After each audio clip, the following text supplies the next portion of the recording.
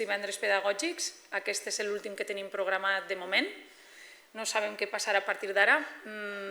Sé que estem en jornada de reflexió i que la nostra regidora d'Educació no pot fer propaganda ni coses d'estes, però jo, com que no soc regidora, sí que voldria fer-ne.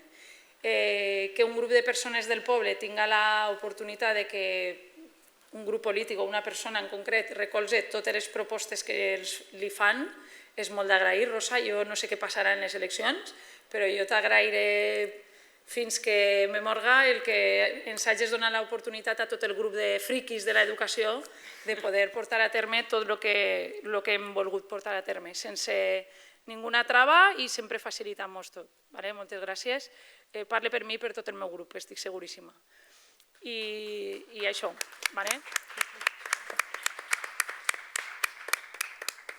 Avui anem a tancar el cicle dels divendres pedagògics, que eren una continuació a les xerrades que vam començar fent les jornades pedagògiques, que les fem tots els anys en gener. Esteu convidats, si algú no ha vingut a participar, i vam triar entre les persones que conformem el grup de friquis de la docència, que som docents i no docents, famílies que volen participar, vam triar temes d'interès.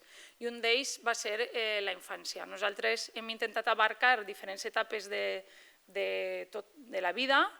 Hem parlat d'adolescència, hem parlat d'altes capacitats, hem parlat un poc de com empoderar a la gent per a que sàpia què vol fer en el seu futur, sobretot als joves, i avui anem a parlar d'una etapa que és la primera.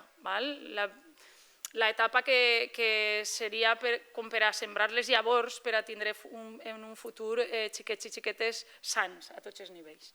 Així hem fet una aposta per la gent del poble, perquè ens agrada molt que vinga gent de fora en renom, però la gent del poble té un espai sempre per a nosaltres i per a nosaltres més renom que els de fora, per supost. I avui tenim així a Pablo Bojados i a Suni Marmaneu, que ells van a contar-nos un poc què són, a què es dediquen, que ho faran molt millor del que ho faig jo, i després escoltarem les seues ponències. Vinga, a veure, amb qui comença? Suni?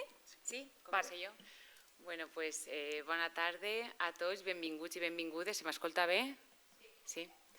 Benvinguts i benvingudes a l'última xarra de divendres pedagògics. La veritat és que quan me va telefonar Mari Carmen per a contar-me aquesta proposta em va agradar molt, em va encantar la idea, i quan me va dir que si jo volia podia formar part d'aquesta proposta, la veritat és que me vaig emocionar. I a sobre la xarra que anem a fer és sobre emocions, tot és una emoció. Soc fan de les jornades educatives des del 2017, que vaig vindre en qualitat de família, perquè jo soc psicòloga, no soc docent, encara no soc docent, i me va agradar. Aquella xerrada duia per lema Construint ponts, eduquem junts. Hashtag Construint ponts, eduquem junts. I des d'aquella vegada crec que sols hauré faltat a 2 jornades. Me van atrapar. Les friquis, que diu ella, em van atrapar. Em presente, soc Suni Marmaneu, soc psicòloga educativa infantil, terapeuta familiar i de parella, nascuda fa uns 30 anys, a Nules, i bé, vaig haver d'emigrar al teu poble, Rosa, a Borriana, per amor i per feina, i allí m'he quedat, que m'han tractat molt bé. Allí tinc el meu centre, que és un centre de psicologia i de logopèdia, on treballem també la teràpia ocupacional, i m'agrada molt la meva feina com a psicòloga i terapeuta, dirigint el centre, i a més també soc formadora de la FAMPA, que és la Federació de Pares i Mares de Castelló. M'agraden molt les formacions, la part de divulgació, col·labore en ràdio, en premsa escrita, escric sobre psicologia en revistes i en periòdics. No és que escriga molt bé, però m'agrada, és com una vocació. La meva vocació és la psicologia, és una carrera que vaig estudiar fa 20 anys, ja he delatat l'edat, no? Vaig estudiar psicologia i la vaig cursar en l'Autònoma de Barcelona, i des d'aquell moment no he parat de formar-me. a part dels màsters, com a terapeuta de família i de parella, ara estic fent un altre màster i soc facilitadora de disciplina positiva. La disciplina positiva, avui veurem unes pinzellades, tracta sobre la criança respectuosa. I a mi sempre m'agrada presentar-me en les xarles, a més de dir el meu nom i el meu cognom, que soc Suni Marmaneu, soc filla, germana i mare, per aquest ordre cronològic. Jo penso que és molt important també presentar-se. Ai, sempre dic també que soc nascuda a Nules, però així ja m'ha presentat abans. Ja ho sabem. Mari Carmen. Doncs moltes gràcies i benvinguts. Molt bé. Espero que vos agrade. Sí, segur. I a l'altre costat, a la meva dreta, tinc a Pablo Bojados, que també ens contarà què té que dir-nos. Muy buenas tardes. Bueno, hace unos minutos le estaba diciendo a Mari Carmen, de nuevo le estaba dando las gracias. Para mí esto es muy, muy novedoso. Es la primera vez que tengo la oportunidad y la suerte de poder compartir un espacio así en mi pueblo. Como ya comentaba, mi nombre es Pablo Bojados, soy psicólogo de profesión y de vocación. Y la verdad es que para mí esto, que además de nuevo, es muy, muy emocionante. No me cansaré de darle las gracias a Mari Carmen, por supuesto también a Rosa, de haberme dado la oportunidad y además de poder compartir este espacio con una compañera de profesión como Suni, que he podido descubrirla y la verdad que han hecho falta dos momentos para poder compartir 4 ideas para vincularnos inmediatamente. Yo creo que nos complementamos muy bien y para mí es todo un honor poder estar con ella. Igualmente. Yo soy psicólogo, como comentaba, de orientación clínica. Mi formación siempre ha estado asociada a la intervención clínica como tal. Hice en su momento el máster en psicopatología, salud y neuropsicología. Siempre me ha interesado y también sería esa parte también de friquismo, en mi caso por el cerebro humano y cómo funciona. A partir de ahí seguí formándome siempre desde el área clínica, pasé por el máster en Psicología General Sanitaria y luego un posgrado donde empecé a especializarme también más en la intervención infanto-juvenil. Durante mis 10 años de experiencia, donde he disfrutado como un pitufo de mi profesión, he trabajado con perfiles muy, muy diversos. Empecé mi experiencia profesional en un centro específico para personas con enfermedad mental. Ahí empecé a conocer una realidad muy, muy complicada, en la que el estigma y en la que las ideas y los prejuicios que hay preconcebidos acerca de la enfermedad mental hacen realmente daño. A partir de ahí luego tuve la oportunidad de cambiar de perfil y empecé a trabajar en centros de acogida de menores, en los que estuve 4 años ejerciendo. El primer año como psicólogo, los 3 restantes como director en la gestión de 2 centros, en uno de ellos para población MENA, estas siglas que obedecen a menores extranjeros no acompañados, y con menores nacionales. Para mí también fue una experiencia única, que lo único que hace fue enamorarme más de mi profesión y del trabajo y la atención directa. Trabajando como director yo noté muchísimo esa ausencia de esa intervención. Al final mis obligaciones empezaron a asociarse más a la gestión del centro, todo lo que tiene que ver con documentación, y me fui dando cuenta cómo me iba aislando de lo que más me gustaba, que era intervenir y era estar con las personas. Así que hace 4 meses tomé la decisión arriesgadísima de montar mi propio centro.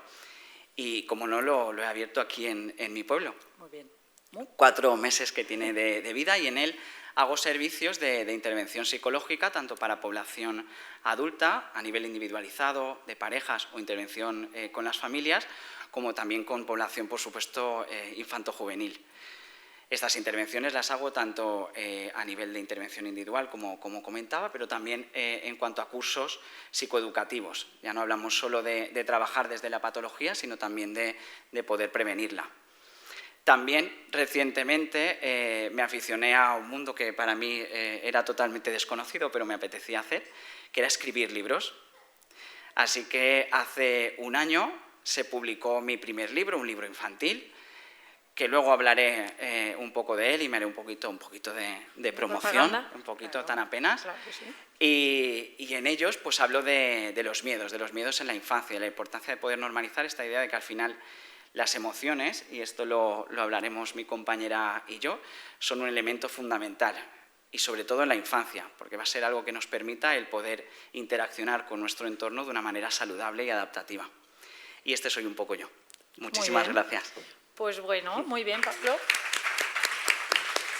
Pues ahora que os conocemos un poquito más, vamos a empezar con la charla, ¿vale? Si te parece, Pablo, Sun y yo nos vamos. ¿Y me Nos dejáis estaremos solo? comiéndonos un bocata de sepia bajo las... Fenomenal. Y empiezas tú, ¿vale? ¿Te De parece? acuerdo, muchísimas Muy bien. gracias. Venga, hasta ahora. Vale, bueno, Sun. Pues aquí me quedo yo.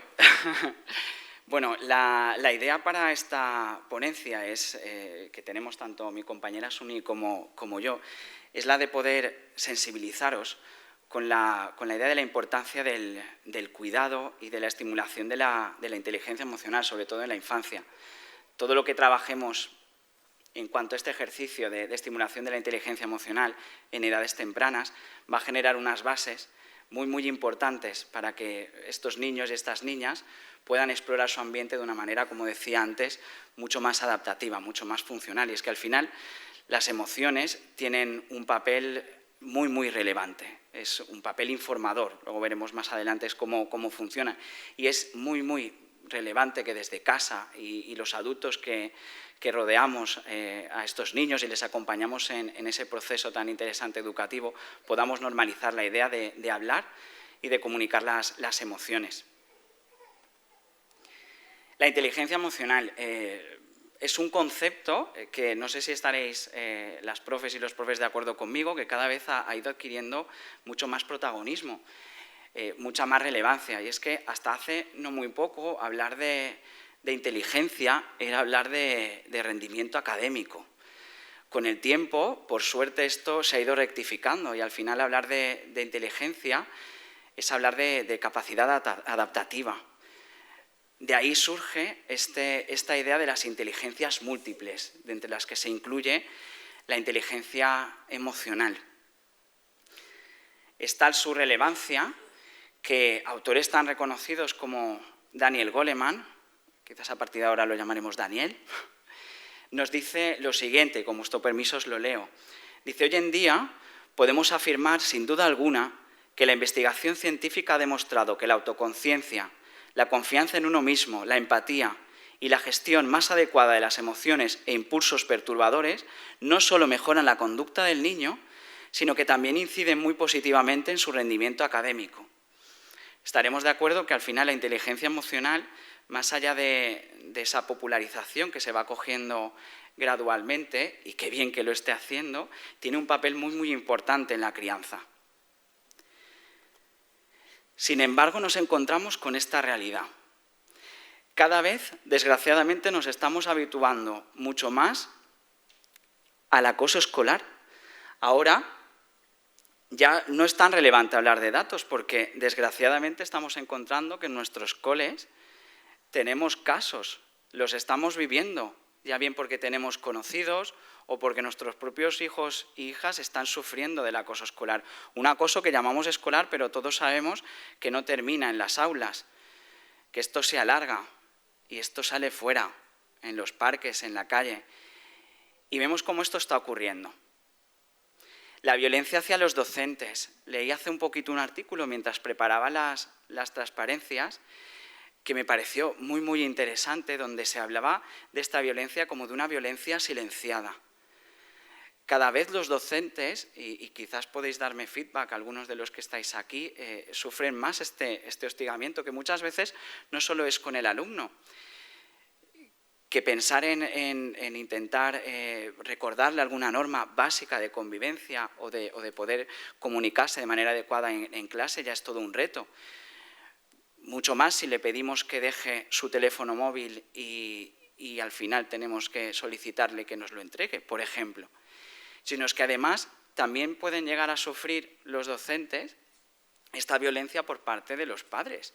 Estos momentos en los que se cuestiona el papel del profesorado con esta idea de cómo se atreve usted a retirarle el móvil siguiendo el ejemplo de mi hijo. Está ahí, existe, ¿no? Seguramente, pues lo que decía, las profes y los profes de aquí, incluso me podéis dar mucha más información al respecto, pero es una realidad que desgraciadamente cada vez la tenemos más presente. Las conductas autolíticas y la ideación suicida en la población infanto-juvenil. Aquí lo pongo en un mismo epígrafe por la asociación que tienen ambas conductas, pero cuando hablamos de conductas autolíticas, en muchas ocasiones no hay una ideación suicida detrás de este adolescente o de esta persona más joven. En muchas ocasiones, en la intervención clínica, nos encontramos o me he encontrado casos donde este adolescente o esta adolescente me explica que se autolesiona no porque haya un deseo de acabar con todo, sino porque mientras me hago daño físico, no pienso en el daño emocional.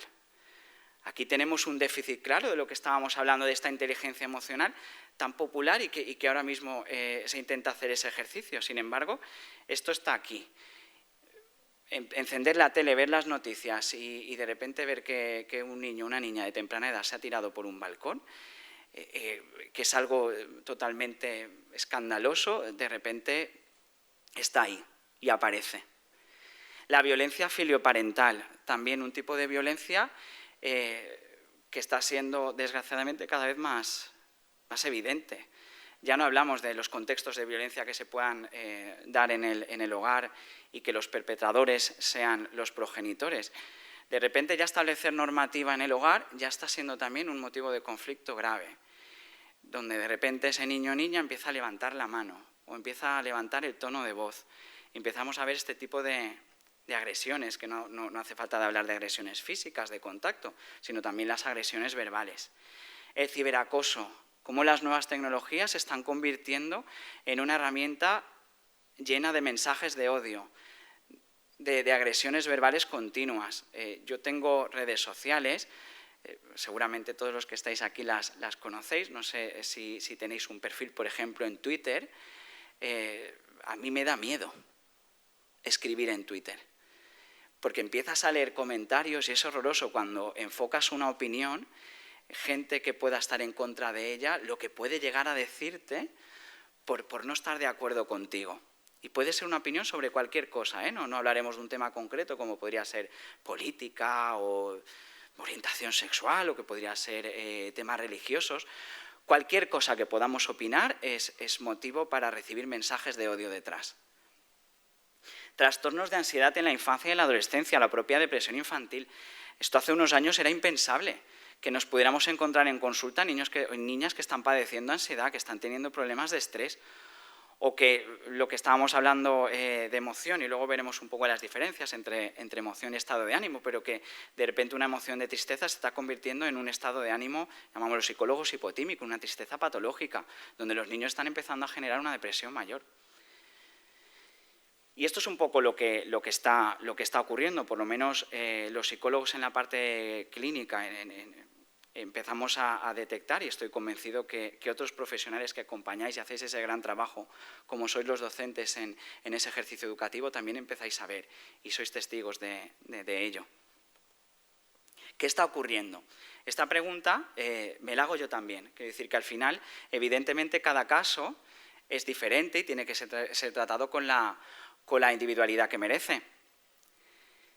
Pero sí que es cierto que a veces cuando yo me hago esta pregunta empiezan a salir estos elementos, o a mí me surgen y que me gustaría compartir con todas vosotras y vosotros. Y cuando yo intento preguntarme el por qué, uno de los primeros aspectos que me surgen son los estilos educativos. Un tema sobre todo para reflexionar, por supuesto en ningún momento para buscar responsables, que este no es el ejercicio, sino para buscar soluciones. ¿Qué está ocurriendo en este momento educativo? ¿Cómo estamos marcando, favoreciendo las rutinas, por ejemplo, en el hogar? ¿Cómo hacemos partícipes a nuestros hijos e hijas del día a día en casa? ¿Cómo marcamos las normativas? ¿Cómo establecemos estas normativas de convivencia? ¿Les hacemos partícipes? ¿No les hacemos partícipes de ello? ¿Qué ocurre con esto? ¿Somos rigurosos cuando aplicamos una determinada norma? ¿Aplicamos el ejemplo cuando lo hacemos? ¿Podemos llegar a decirle a un niño a gritos que nos deje de gritar? ¿Qué ocurre con esto? la comunicación emocional en el hogar. Hablamos de las emociones, normalizamos esa idea de poder compartir las emociones, que las emociones son básicas, son humanas y tienen un valor importantísimo. ¿Hablamos de ello en el hogar o en otros contextos? Aquí hablo de los servicios orientados a la estimulación de la inteligencia emocional en la infancia. Aquí es donde me pregunto, ¿tenemos los recursos necesarios? ¿Estos recursos los familiares los conocen? ¿Qué percepción tenemos del cuidado de la salud mental? ¿Entendemos que a un psicólogo o a una psicóloga debemos ir cuando hay una enfermedad mental instaurada? ¿Se puede ir a nivel preventivo para educar en la inteligencia emocional? Legitimación de la violencia. ¿Hay momentos en los que se justifica la violencia? ¿Qué ocurre en estos momentos de si a ti este compañero del colegio te ha pegado y te sigue pegando, pégale tú y verás cómo deja de pegarte? ¿Es legítima aquí la violencia? La exposición a las nuevas tecnologías. Ojo que con esto en ningún momento quisiera decir que las nuevas tecnologías son negativas, pero ¿nos da la sensación, o por lo menos yo me lo pregunto, que ahora tenemos el móvil y la tablet para todo? Si tenemos que organizar un viaje largo en coche y tenemos niños que van a subir al coche, lo más importante, que esté la tablet cargada y que podamos meter alguna película, algún juego interactivo. Conversar en el coche va a ser complicado porque se va a cansar, ¿no? O si tengo que darle de comer al niño, a la niña, es que le cuesta, pues voy a distraerle, le pongo unos vídeos en el móvil, ¿no? Ahora el móvil y la tablet nos sirven para absolutamente todo. Y esto está muy asociado con lo que pongo después, la baja tolerancia a la frustración, cómo estamos asumiendo los noes, ¿no? Estos momentos de tener que decirle al niño o a la niña un no, ¿se lo decimos? O quizás para evitar un berrinche preferimos darle esta herramienta y que continúe con el juego, así por lo menos está más tranquilo, más tranquila. Las habilidades sociales, cómo nos comunicamos entre nosotros, cómo resolvemos los conflictos que llamamos interpersonales, cómo hablamos los adultos entre nosotros, qué ejemplo damos a los niños, ¿no? Estas son un poco las preguntas que os quería trasladar y que un poco también me hago yo como psicólogo. Y con todo esto, pues lo que os invito a que demos un primer paso, y ese primer paso iría asociado a que empecemos a cuidarnos desde aquí. Vamos a cuidar nuestra inteligencia emocional, vamos a estimularla, vamos a darle la importancia que refiere, ya no solo por el epígrafe, no solo esa idea de inteligencia emocional, qué interesante, vamos a hacer programas educativos, vamos a hacer también una mirada, os invito a que hagamos una mirada más introspectiva, vamos a ver cómo enfocarlo, vamos a cuidarnos desde ahí. De nuevo, Goleman, cojo aquí una de sus definiciones, la definición que hace de inteligencia emocional, y nos dice lo siguiente: la inteligencia emocional es la capacidad de reconocer sentimientos propios y ajenos, de motivarnos y de manejar adecuadamente nuestras relaciones sociales. Aquí hay dos elementos que me parecen súper interesantes de la definición de inteligencia emocional de Goleman. Por un lado, esa capacidad de reconocimiento, esta asociación de inteligencia emocional con esa capacidad de poder ponerle un nombre a lo que estoy sintiendo y el poder reconocer qué situación me está provocando este sentimiento. Y luego, el segundo aspecto que me parece interesante es cómo media esto en nuestras relaciones sociales, totalmente básico. Y es que al final inteligencia emocional es hablar de reconocer, de entender y manejar nuestras propias emociones y de reconocer, entender e influir en las emociones de los demás. Mi comportamiento, mi comunicación con el otro va a provocar en él y en ella una reacción emocional. Si yo hablo con un tono elevado, si yo grito, si yo utilizo un lenguaje ofensivo en mi interlocutor, lo que voy a provocar en él, en ella, es una emoción de enfado. Se va a sentir ofendido, incluso de tristeza o de aflicción. Es decir, tenemos esa capacidad de influenciar en las emociones de los demás. Hablar de inteligencia emocional, no hablamos de un epígrafe, como decíamos anteriormente, sino que hablamos de todo un proceso. Muchos autores muy interesantes al final establecen como esos factores. Yo me he quedado con este porque me parecía especialmente relevante para poder compartir con todos vosotros. Y hablar de inteligencia emocional, aquí nos marcan como 4 factores. Por un lado, la percepción de las emociones. En un segundo factor, la capacidad de razonar usando las emociones, la capacidad de comprenderlas y, posteriormente, la capacidad de manejar las emociones. La percepción emocional, ¿qué es lo que nos indica? Es ese momento de ser conscientes de lo que estamos viviendo, de las sensaciones que nos está marcando. Las emociones nos hablan, nos informan. Y el lenguaje no verbal es uno de los aspectos que nos marcan. Si yo empiezo a temblar, si empiezo a balbucear, si tengo problemas para poder hablar y veo sudoración, esto me está diciendo algo. Esto me está diciendo que estoy experimentando una emoción negativa, como puede ser el miedo. Este primer paso hablaría precisamente de eso, de ser conscientes de las sensaciones que estoy teniendo y que me están diciendo algo. A partir de ahí, hablamos aquí de la capacidad de razonar usando las emociones. Y es que al final estas sensaciones, estas emociones están focalizando mi atención, están priorizando. Estoy haciendo un trabajo cognitivo. Porque ahora mismo lo que estoy razonando es que dejo de prestar atención a otros estímulos que no me provocan una emoción determinada y focalizo mi atención en aquella que está provocando estos temblores, estas sensaciones tan desagradables. Ese sería el segundo paso, el focalizar mi atención en la situación. A partir de ahí, el tercer paso, el poder entenderlas, el poder comprenderlo. ¿Qué me está queriendo decir esta emoción? Si yo empiezo a temblar, siguiendo un poco con el ejemplo, estoy teniendo estas sensaciones desagradables. Yo le pongo un nombre, esto es miedo.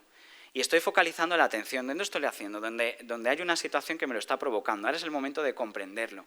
¿Por qué estoy teniendo miedo? Al final es lo que hablábamos antes, las emociones son informantes. Y nos están informando de la situación que estamos viviendo, o mejor dicho, de la interpretación que yo estoy haciendo de esa situación. Porque en ese momento yo estoy interpretando que esa situación es desagradable para mí. De algún modo yo me siento en peligro, que puede ser un peligro real o un peligro imaginario. Cuando enfoquemos el miedo también compartiremos esa idea que es muy interesante. Entonces, a partir de ahí es entenderlo. ¿Qué me está provocando el miedo? Finalmente, la idea es del poder actuar en consecuencia. Hablábamos un poco de que estoy experimentando el miedo, hay una situación que me enfoca esta emoción, ¿cómo voy a actuar? ¿Cómo lo comunico? ¿Cómo lo enfoco? La inteligencia emocional en la infancia.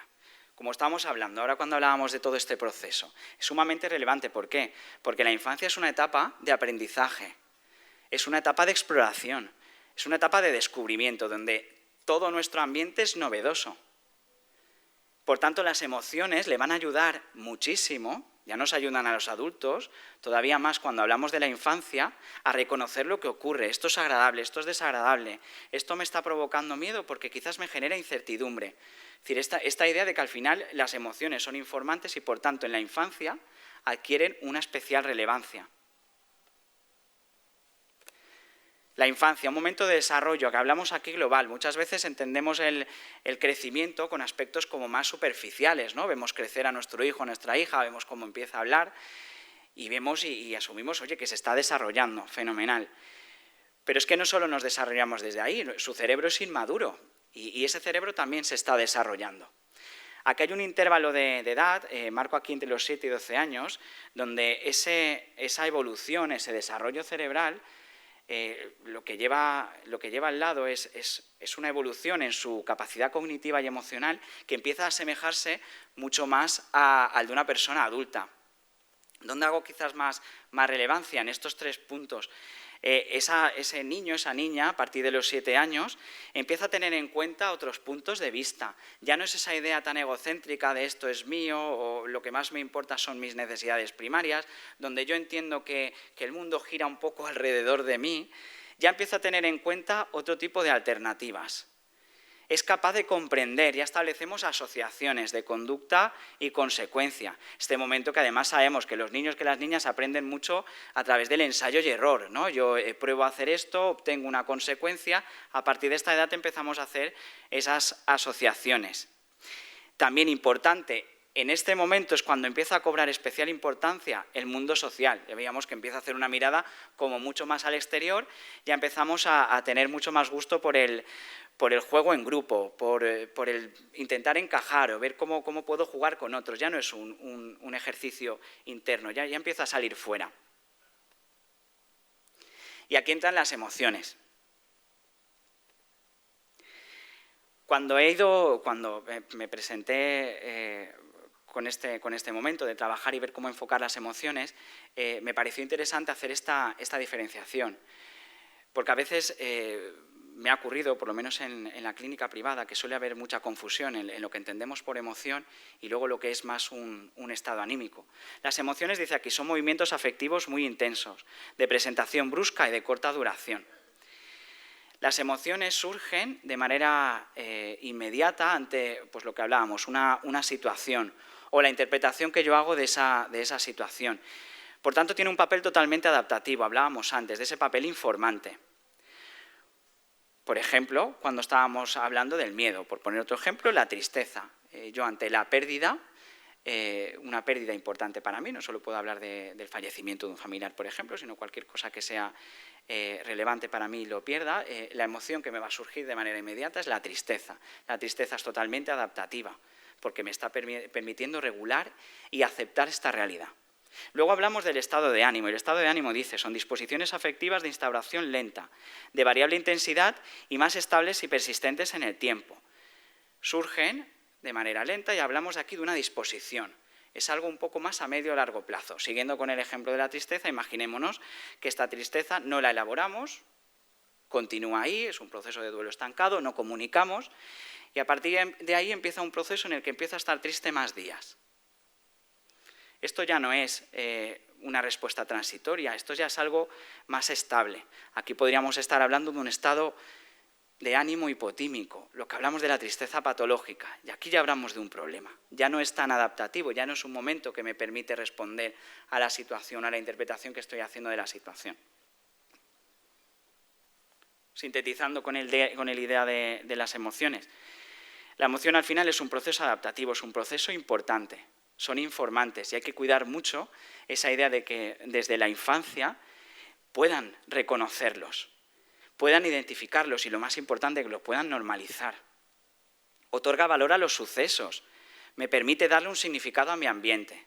Yo, niño o niña, que estoy en este momento de exploración, donde me interesa todo lo que me rodea, las emociones me permiten darle un valor a lo que ocurre. Y por último, pues induce a aproximarse a lo placentero y evitar lo desagradable. Pues seguimos con el tema de la exploración. Al final, en la medida en la que yo aprendo a distinguir, porque las emociones me están ayudando a hacerlo, yo puedo aproximarme a aquello que me es placentero, que me gusta, y a evitar o afrontar de otro modo aquello más desagradable. Y aquí va a venir Suni, compañera. Suni. Hola. Aquí está mi compañera. Y antes de que yo pueda hablar del miedo, ella hablará sobre el resto de las emociones. Bueno, bona tarda a tots. Una altra vegada ja m'he presentat abans. Moltes gràcies, Pablo. I ja anem a començar. M'he passat. Les emocions en la infància criança respetuosa. Aquest és el títol d'aquesta xerrada. A mi m'agrada, vaig a baixar. Jo abans, el primer que hem fet ha sigut presentar-nos, no? Pablo i jo mos hem presentat. M'agradaria saber quin és el públic que tinc al davant, però tranquils que no vos vaig a fer presentar-vos. M'agradaria saber quants de vosaltres sou mestres. Aixequeu el... Molt bé. Quants de vosaltres veniu en qualitat de família? No meua, sinó... perquè veig que ma mare no sabia què fer. Sí, no, hi ha mestres... Molt bé. I ara la pregunta és, quants de vosaltres veniu en qualitat de família i de mestres? Ambas dos, no? Molt bé. M'alegra molt veure la implicació que hi ha en el meu poble, la veritat. Anem a desmigajar una miqueta el títol de la xarxa. Com vos he dit abans, és sobre criança respectuosa, la disciplina positiva, que és el que jo treballo en la meva consulta i en el meu dia a dia. I les emocions és el que tant Pablo com jo volíem avui emocionar-vos, volíem avui que parlem sobre les emocions. Bé, si haveu estat atents, tots sabreu si vos fais la pregunta què és una emoció, si haveu estat atents a Pablo, tots sabreu dir-me què és, no? Però no patiu, no passa res. No és un concurs de preguntes i de... No. Una emoció és una resposta funcional, una resposta adaptativa. Dient uns psicòlegs que feien estudis sobre les emocions, Werner and Jones, que les emocions, la paraula emoció és fàcil, tots la coneixem, el difícil és quan anem a definir-la. Ahí és quan no sabem, no? Realment què és una emoció. Bé, doncs una emoció és una resposta funcional, una resposta adaptativa. I què fem amb aquesta resposta? Què fem amb les emocions? És una mica el que vaig a tractar d'explicar parlant sempre des de la criança respectuosa, des de la disciplina positiva. D'acord? Penseu que les emocions se controlen? Esto es pregunta al público. No hi ha resposta correcta o correcta. Penseu que se controlen? Qui pensa que sí?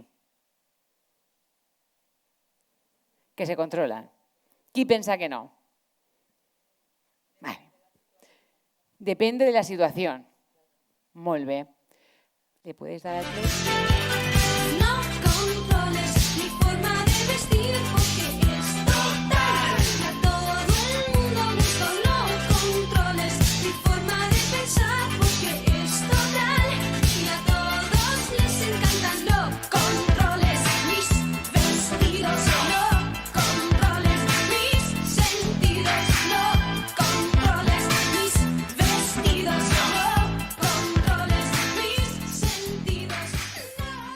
La cançó té tota la raó del món quan diu que no controles perquè no poden controlar. Les emocions no se controlen. Bé, abans havia fet spoiler perquè he apretat el botó i ja havíeu vist. Les emocions no es controlen. Quan intentem controlar alguna cosa, quan estem forçant una situació, què ens pot provocar? Descontrol. Tot el contrari. De fet, la cançó, si haguera sonat, unos más que otros, no, ens haguera dut una miqueta al descontrol. Bueno, no? Què passa si no controlem? Si les emocions no se controlen, què passa? Si se controlen, sí que és veritat que poden limitar la conducta, però aquella conducta tard o pront eixirà. Estarà limitada durant un temps. Aquella conducta no pot estar tancada, no pot estar controlada molt de temps. I també, controlant l'emoció, estem negant la identitat.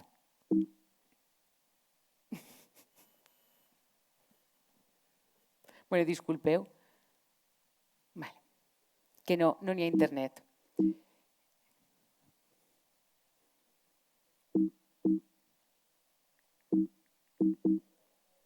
No? Vale. Ja hem vist que les emocions no es controlen, però es gestionen? Què penseu? Que sí, que es gestionen.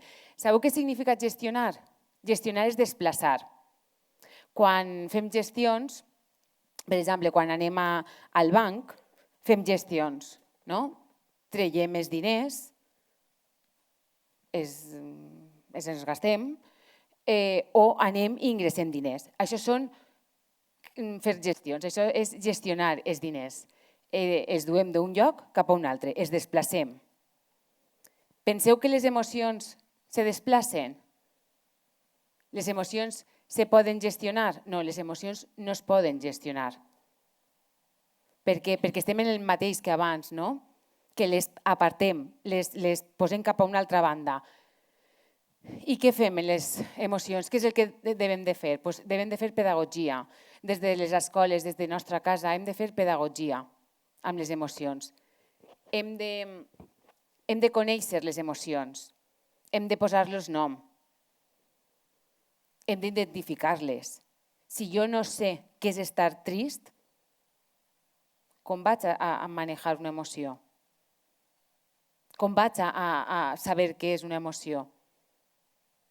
Com vaig a saber sobreviure amb aquella emoció si no sé quin nom té? Això és fer pedagogia, saber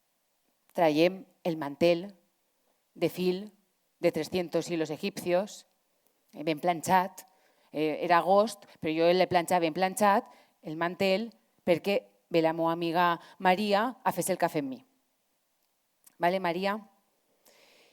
I Maria està fent-se el cafè, però no és esta Maria, és una altra. Pobra, però sí.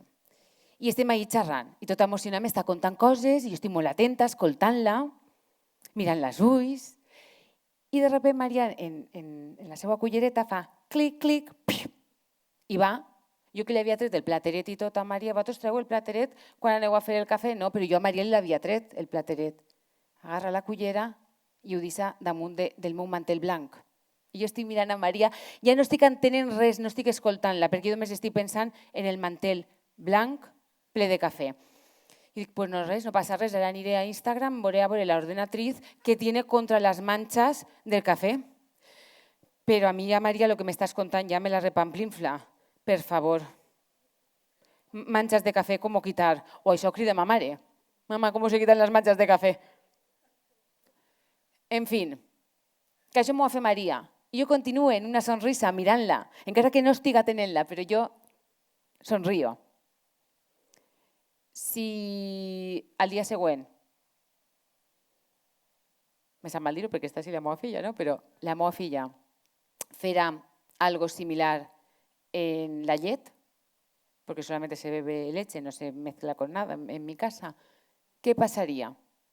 A mi no, perquè jo treballo en la criança respetuosa, però què passaria? ¿Qué le diría a la meva filla? No pasa nada.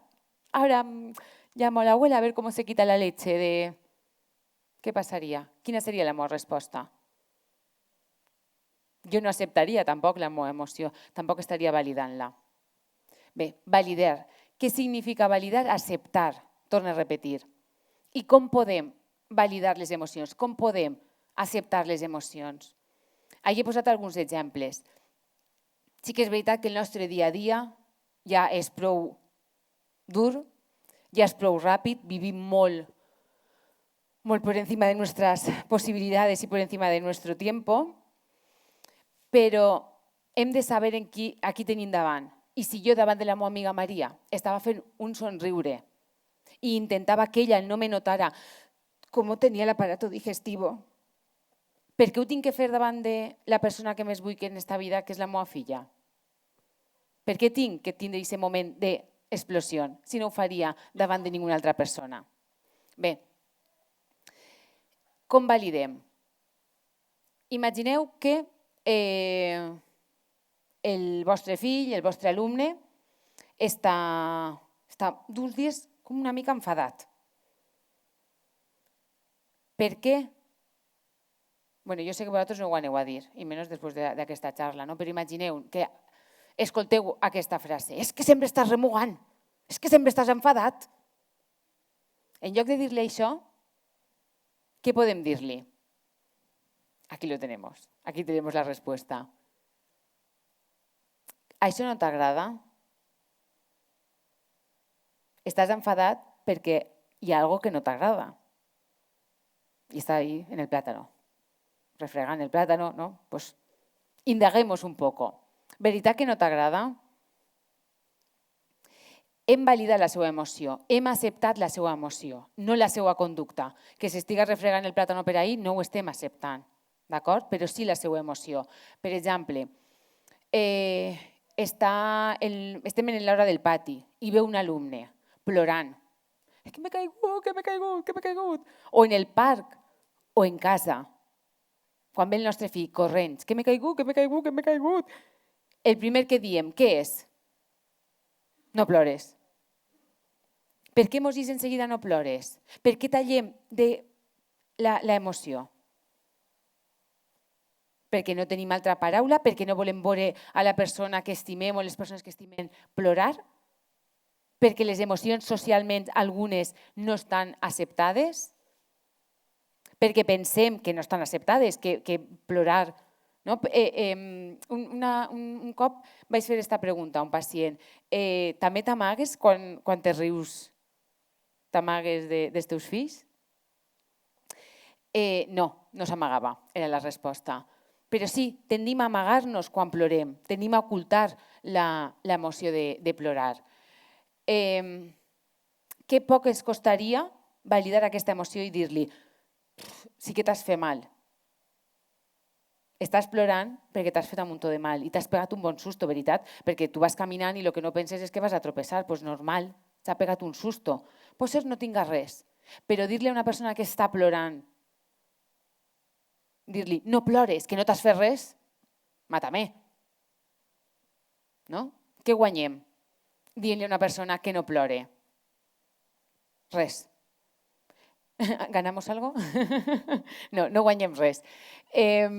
Quan algú li diem no plores, immediatament, d'ixo facto, no deixa de plorar. Continua plorant. És igual que quan arribem a casa i estem nerviosos per el que siga, perquè hem dut un dia molt agobiant i fem una mala contestació a la nostra parella, veritat que quan ens diu, bueno, tranquil·litza't, ajuda? No. Jo, de fet, crec que fa l'efecte contrari, que encara ens puja a los altares, ¿no? Es decir, tranquilízate, no, tranquilízate ha ayudado a 0 personas en este mundo. Es más, los ha puesto de vuelta y media a más del 90%. Llavors, plorar i tranquil·litza't, no plores i tranquil·litza't no ajuda. Quan parlem, per exemple, de la por, com podem validar la por? No? Si una persona que nosaltres estimem ve i ens diu que té por a algo, dient-li, no tingues por, els monstres no existissin. Deixarà immediatament de tindre por? No, no deixarà de tindre por. Per això és important acompanyar també les emocions, però validar. I entenc que estigues assustat, perquè l'oscuritat assusta, o no assusta, o nunca nos asustó l'oscuritat. No? Molts cops costa posar-nos, empatitzar, recordar aquella època on ens assustava la por, on pensàvem que hi havia monstres que podien atacar-nos. Bueno, encara que no estiga molt lluny, però sí. Si validem l'emoció i li diem estàs assustat, tens por, estem validant l'emoció, estem acceptant-la, li estem donant un nom, que és el que necessita el nostre fill i el nostre alumne. D'acord? Què més hem de fer per a tractar les emocions de forma respectuosa? Escoltar-les de forma activa. Sabeu què és l'escolta activa? Sí, jo ho sé que ho sabeu. No era una pregunta. Escoltar de forma activa és deixar-ho tot per escoltar. És escoltar com jo estava escoltant a la meva amiga Maria. La mirava als ulls, estava atenta, assentia, li somreia. Això és l'escolta activa. Com escoltem els nostres fills? Escoltem de forma activa o sí, bueno, no facis cas. A veure què... Sí, doncs tinc... Sí. Sí, això ja... Sí, això ja... Sí, doncs... Bé, i ara molts de vosaltres ho pensant. Bueno, jo potser no l'escolte de forma activa les 24 hores. Doncs molt mal. Però l'hem d'escoltar de forma activa al nostre fill mentre estem preparant el sopar, que falten 5 minuts perquè duguem les rutines al dia? Hem de deixar-ho tot per escoltar als nostres fills, a la nostra parella? La resposta correcta no la hi. Pots fer-ho? Pots deixar-ho tot per escoltar? Bé, si no pots fer-ho, aquella persona no necessita saber-ho, no necessita que li diguem mira, ara la mamà està cuinant perquè té que preparar el sopar. Després la mamà t'escoltarà superatentament, però ara no pot fer-ho. Vols ajudar-me a preparar el sopar i anem més ràpid? No és una bona resposta? Perquè com vos sentiríeu vosaltres mateixa si esteu contant alguna cosa molt important a una persona que estimeu i no vos mira als ulls? Està fent altres coses al mateix temps que està parlant amb tu. Penseu, com vos sentiríeu? Fatal. Doncs així és com molts cops se senteixen els vostres fills, els vostres alumnes i vosaltres també vos heu sentit algun cop. Doncs reflexionem i escoltem de forma activa. No sols les emocions, sinó tot. I traiem les frases aquestes de són coses de xiquets. Oh, això és una tonteria, demà ja estic jugant al pati. Vale, esta frase, això és una tonteria, això és una tonteria, és la frase més subjectiva del món, perquè el que per tu és una tonteria, per mi és el més important del món. I possiblement, per a tu siga una tonteria, que la meva millor amiga avui m'ha dit no vull ser tu amiga, i per tu és una tonteria que el teu jefe t'hagi dit te noto despistada. Però clar, jo és que tinc 5 anys. Que te haya dicho te noto despistada tu jefe, bueno, pues és lo normal, no? Hi ha un company meu que li ho diuen tots els dies. A veure, entenguem que és molt relatiu la frase acompanyada de esto son cosas de niños, eso es una tontería, ¿debe de desaparecer de nuestro vocabulario? Sí, claro que sí. Bé, què més hem de fer per a treballar, per a conviure en les emocions de forma respetuosa? Acompanyar-les. Acompanyar les emocions. Com les podem acompanyar? Preguntant. I quina millor forma de preguntar que què necessites? Perquè si resulta que un xiquet està angoixat perquè té por i nosaltres li preguntem què te passa, però ni ell mateixa sap dir-nos què li passa perquè no sap el que és la por, si li preguntem què necessites, no serà millor i reconduirem més aquesta emoció i descobrirem què és el que li està passant. Què necessites? Hi ha altres preguntes, però preguntem, no donem res per sentat. Molts cops, el ritme de vida que duem moltes coses, donem moltes coses per sentat, però no. Preguntem, acompanyem en aquesta emoció. Què més? Empatitzem. Empatitzar és vital. És comprendre, és posar-me en la pell de l'altra persona, el que està vivint la situació. Mira, empatitzar, i si se pot, ho mesclem en humor, ja és la monda redonda. Utilitzem l'humor sempre que puguem i sempre que l'ocasió ho requerisca, clar. N'hi ha ocasions que no toca, no toca. Però molts cops hi ha situacions que els pares me diuen bueno, i què faig? Com és d'este bucle? Utilitza l'humor per eixir del bucle. I en classe, què faig quan utilitza l'humor? Molts cops surt efecte. Bé, en resumen, l'emoció és una resposta. Les emocions no se manejan, ni se controlan, ni se oprimen, ni se limitan. Las emociones se digieren. Què més hem vist? Les emocions en la criança respetuosa se validen, s'escolten de forma activa i s'acompanyen. Fins aquí, tot bé. I ara vaig a explicar-vos les 6 emocions bàsiques segons Suni Marmaneu. Perquè no són les 6 bàsiques que si busqueu ara en Google no vos hi seran, d'acord? Perquè jo tenia unes altres... tinc unes altres preferències. Bé, quina emoció diríeu que és aquesta? No os oigo. Ràbia. Vale. Pues sí, és la ràbia. Bé, aquesta emoció, què penseu? Que és bona o dolenta?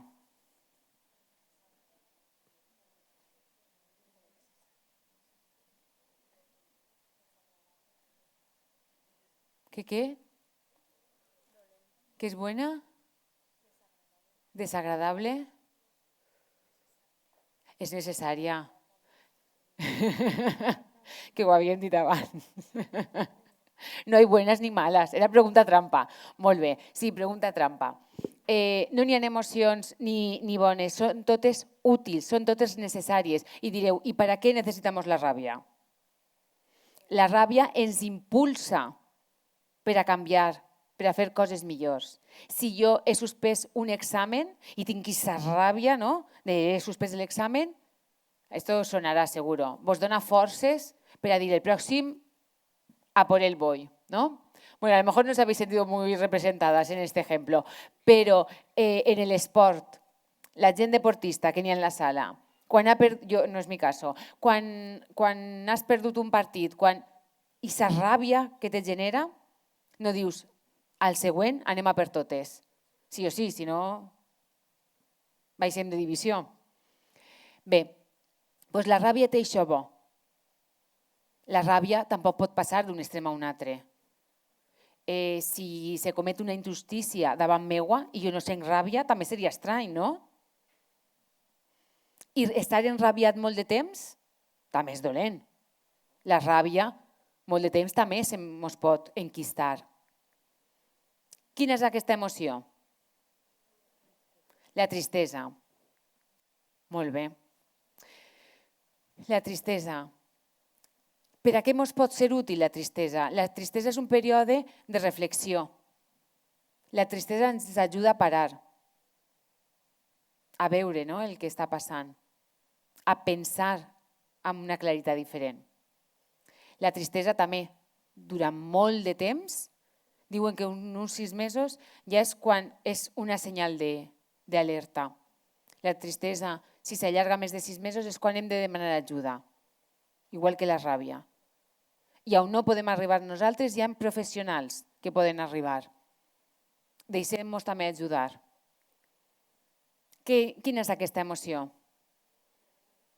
L'alegria. Molt bé. L'alegria també és una resposta sana i útil, com la resta de les emocions. Però què passaria si jo visc en una alegria... Happy, todo el rato, ¿no? Mira, n'hi havia una pacient que em deia que ella se prenia les pastilles de semenfot. Que ella vivia en una alegria constant. Diu, és que tot se me'n fot. Que una m'ha mirat i se me'n fot. Que he discutit amb ma mare, se me'n fot. Aquestes pastilles són una meravella, me deia Suni. Viure en una alegria constant, viure en una eufòria constant, tampoc és sa ni saludable, perquè ens pot apartar del perill, perquè no ens fa veure la realitat, es distorsiona la realitat. Estar en una alegria constant, imagineu que ha faltat una persona que estimeu, un ésser volgut, i vosaltres esteu molt eufòrics, com molt contents. Aquesta resposta seria totalment errònia, no? Què m'està passant? Algo passa.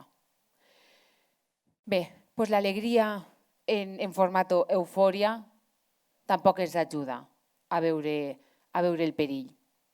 Així que hem d'estar també al tanto, no? Si tenim algun alumne que un dia és l'excursió de final de curs. Jo sempre conto que el dia que anàvem a PortAventura, mira, jo tots els dies que anàvem al col·le, la frase més repetida per ma mare era «Vinga, va, Suni, que fem tard».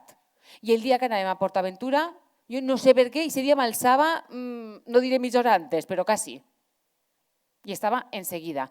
Això és el mateix, no? Aquesta eufòria de que estem d'excursió. És sa, també, això? No hem d'intentar baixar aquella eufòria? Lo d'aixecar-me pronte no, sinó lo de... No hem d'intentar parlar amb aquesta persona. Entenc que sigues molt content, perquè anem d'excursió, ens ho anem a passar molt bé. Per a mi aquella mateixa eufòria fa que es pentege a un altre alumne, no? Hem d'estar alerta també en l'alegria. Bé, què diríeu? Què és aquesta emoció? Què representa? Aquesta és la culpa. Mira, us vaig a contar una història. Quan vaig ser mare per primera volta, jo vaig tindre una xiqueta la primera volta que vaig ser mare, i quan estava en la sala d'expulsió, me donen la xiqueta al braç i me diuen, espera, que ve una altra. I dic, una altra? No l'havien vist? Sí, tenla. També vas a fer piel con piel con ella. Y digo, ¿qui será? Te la presento, la culpa. Yo, ¿la culpa? Sí, es la culpa. la culpa que te acompañará el resto de tus días, bajo el título de madre. ¿Per què? Perquè la culpa será teua si a las 2 semanas vuelves a tu trabajo. La culpa será tuya si te coges una excedencia. La culpa será tuya si a los 4 meses decides no volver a trabajar. Si a los 4 meses te vas a trabajar, también tendrás culpa. Si le das biberón, tendrás culpa. Si no le das biberón, tendrás culpa. Si le das pecho a demanda, tendrás culpa. Si no se lo das a demanda y le marcas horas, te acompañará la culpa. Aixina, aixina. La culpa és el que hauríem de deixar avui quan iscam per aquella porta, quan estem parlant de coses que diem esto no lo hago, esto en clase no lo hago, esto en casa, ai, és el que hem de deixar. D'acord? Per què? Perquè no podem viure constantment amb la culpa. Hem d'intentar millorar, sí, però no a costa de viure en la culpa. D'estar constantment, enviamos esos missatges de esto lo hago mal, esto lo hago mal, perquè d'allí no eixirem, d'allí no anem a aconseguir fer-ho bé. Hem de canviar el nostre pensament. Hem de canviar esto lo hago mal, esto lo hago mal, esto lo hago mal. No, això vaig a proposar-me canviar. I això vaig a proposar-me fer-ho bé. Però si m'enquisto en la culpa, vaig a aconseguir alguna cosa? No. No, que seria m'he posat. Bé, i aquestes dues emocions, quines són? Les he juntat. Ara vos explicaré per què. La primera, què creu que és? Asco. Molt bé. I l'altra? Por. Habéis acertado. Bueno, habéis aprobado el test, el examen. Un fort aplaudiment. Ha sido complicado, però hem posat noms a les emocions.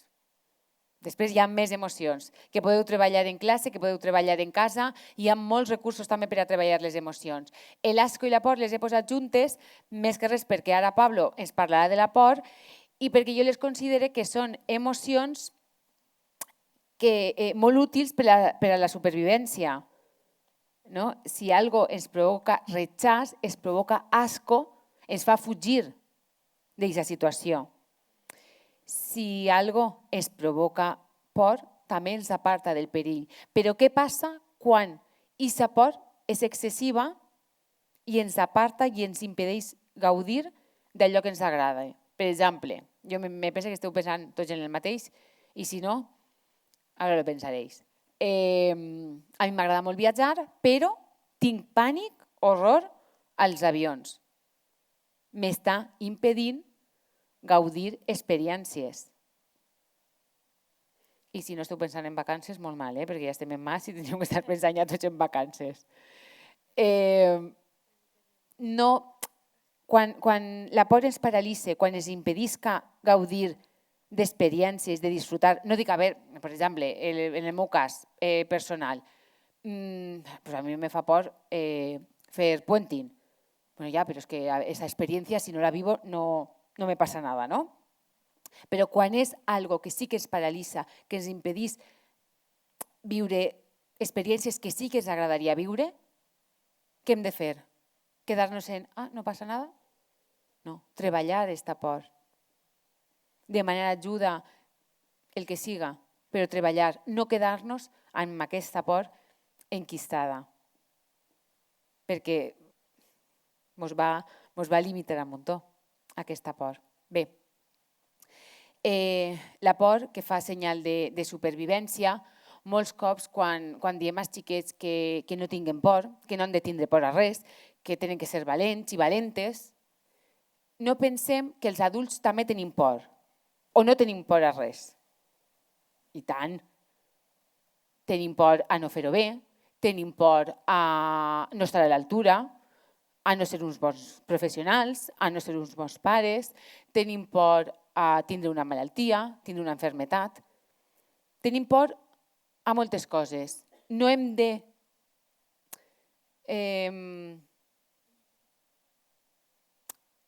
fer de menys els sentiments, les emocions. No hem de fer de menys ninguna de les emocions que hem vist avui, ninguna, i menys la por, perquè tots els adults també tenim por.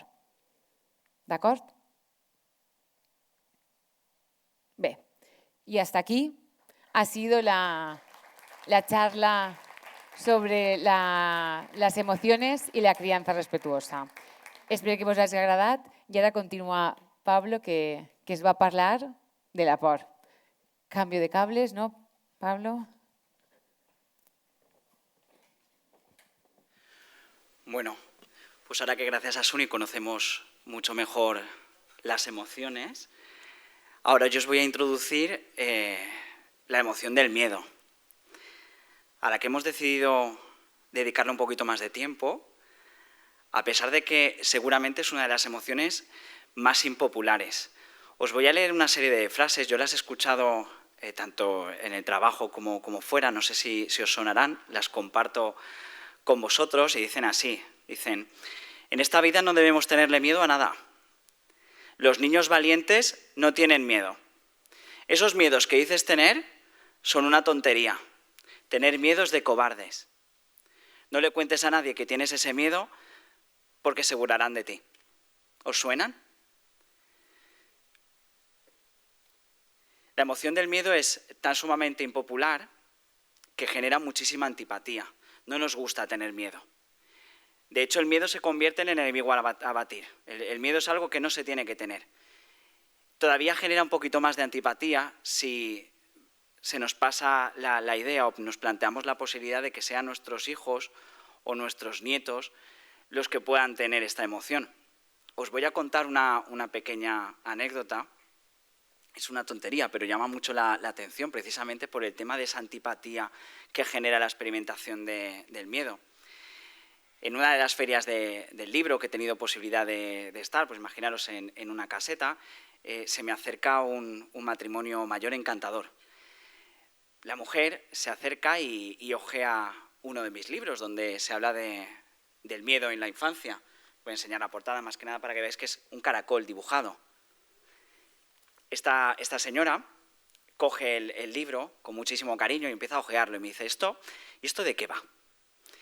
Y le comento y le explico y digo: pues mire, aquí lo que se trabajan son miedos infantiles, aparecen niños y a lo largo de la aventura, de cada una de las aventuras que tienen, van superando los miedos. La mujer se escandaliza y me dice: bueno, esto yo no se lo puedo dar a mi nieta, va a tener miedo.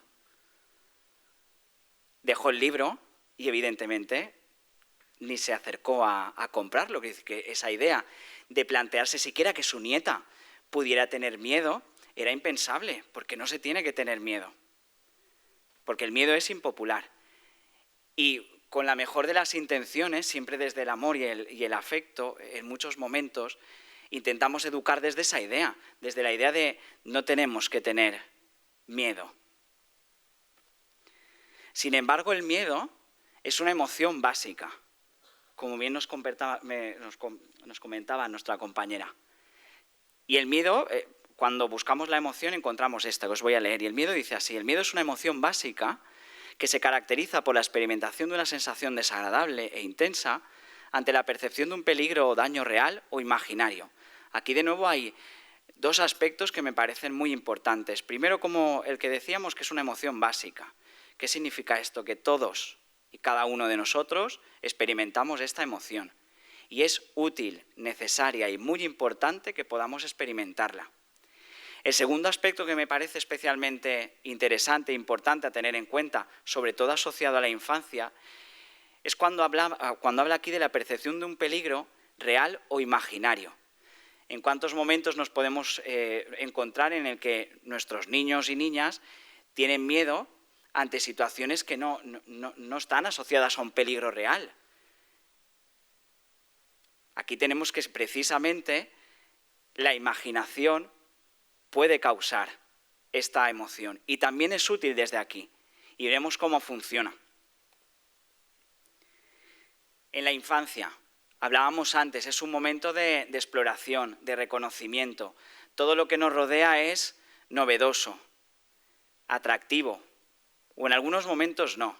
¿Qué ocurre aquí? Que el miedo es una de las emociones que en la infancia más se pueden experimentar. ¿Por qué? Precisamente por la novedad del ambiente.